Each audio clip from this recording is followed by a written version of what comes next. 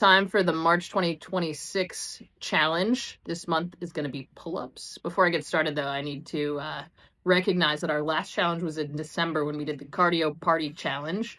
And we have not yet acknowledged that Caroline Naft crushed that challenge with 1,200 minutes of cardio in December, followed by a closer than anybody else, second, Jeff Mock with 480 minutes. So congratulations to both of them. Good job setting the tone and capturing the spirit of the challenge. So as usual, I'm creating together with my support team here. Oh. Say hi, support team. Hi. Hello.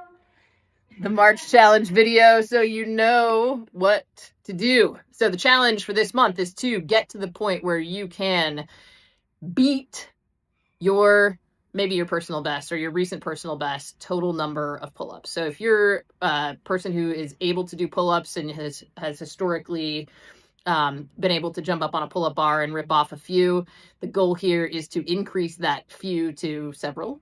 If you're a person who has historically jumped up on a pull-up bar and then jumped off the pull-up bar, your goal is to get to one pull-up and or to get the maximum number of assisted pull-ups, assisted by a band, which we'll show you in a minute, between the beginning and end of March. And if you're a person who doesn't like or can't do any of those things, your goal is to accumulate 1 minute of capacity in a flexed arm hang. So let's start with what a strict pull-up looks like. The standard on a strict pull-up is that your hands go over the bar like this, ideally with your thumbs wrapped around. Their hands go over the bar, not like this, that's a chin up, not like this, that's a neutral grip.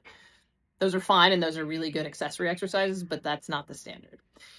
Secondly, your chin goes past the bar. So, or in this case, the thick thing that's like a bar. Your chin must go up over that. And when you hit that top, you then come back down all the way to the bottom of your pull-up and repeat. This challenge is not a strict dead hang, never dropping from the bar. Instead, you want to try to accumulate the maximum number of pull-ups you can do in a short period of time, approximately 5 minutes. You'll know when it's not possible for you to do any more pull-ups, and that should be the end. You shouldn't come back 3, 6, 18 hours later and keep doing your pull-up set. Okay, so what does a strict pull-up look like? Okay, there is only one place on this rig to do a standard strict pull-up. That is on these handles right here. Those are the only ones that are going to allow me to do a proper grip. So one way to get up there is to jump and go into a dead hang. That's a dead hang. Another is to use an assist like a box or the bench and step onto it into a dead hang. Either one of those is totally fine. If you're going to use a band, which I'll show you in a minute, I don't think we have any that will stretch all the way to the floor, and I don't want anyone to slingshot themselves into the other side of the fitness center, so please use a band or a bench if you do that. Okay, so our standard from a dead hang, I am pulling my body all the way up over the bar. Ideally, my feet are together and my toes are in front of me, and I am coming back down in a dead hang. To do my next rep, I'm going all the way into the dead hang and coming back up all the way to the top. That's a standard pull-up. Now we have a cameo by TJ. Hey, TJ, would you like to do a pull-up? How many you want me to do? Just did them. I just saw it over here. Nice work. Good job, TJ. Excellent. Thanks for ripping off all those pull-ups, TJ. Okay. So your goal is to maximize the number of pull-ups that you can do in a strict dead hang position, maintaining those standards. Your first day is March 1st or the business meeting, whenever you'd like to start. Your last day is March 31st or the April business meeting if you start at the March business meeting. Your goal is to baseline no later than the March business meeting and then retest no later than the day before, ideally the April business meeting.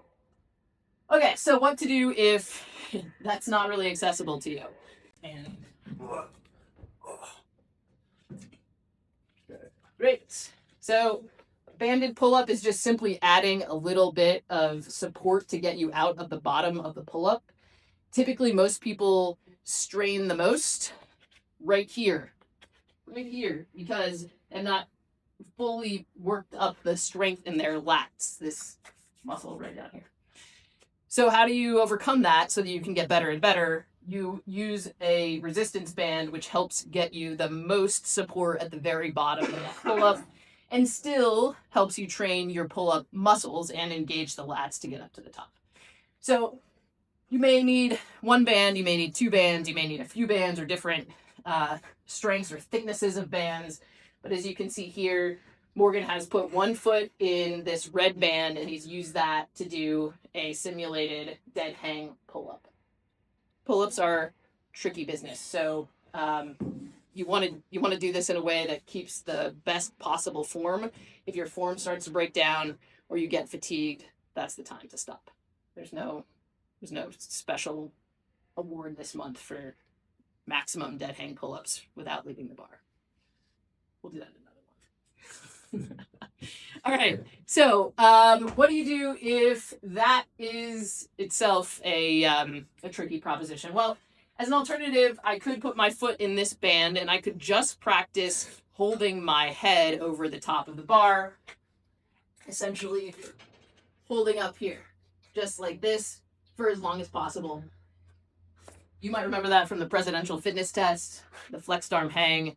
The goal, if that's where you're starting and ending, is that you baseline and then you accumulate a minute of flexed arm hang capacity inside that total 5-minute window.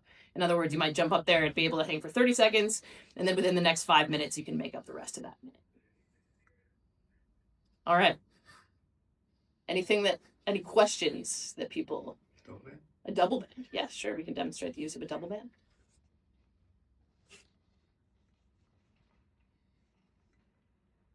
The only challenge with multiple bands, of course, is that it becomes a lot harder to pull them down, and you might need a support partner for this. Double band one. Okay. Perfect. Got it. Good deal. So this is just putting two bands together to give you a little bit more support than one would offer. With two bands, Morgan's getting more support out of the bottom of the pull-up, and he might be able to pull off more pull-ups.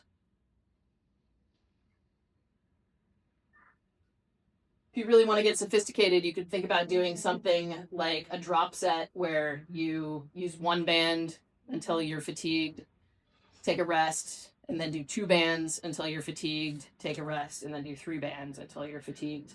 But see me if you want to start doing drop sets, because that can cause some muscle tissue damage if you overdo it. All right, great. We'll post this in our fitness challenge channel. And if you have any questions, as always, please see me or a member of the Fitness and Wellness Committee. Happy pulling up.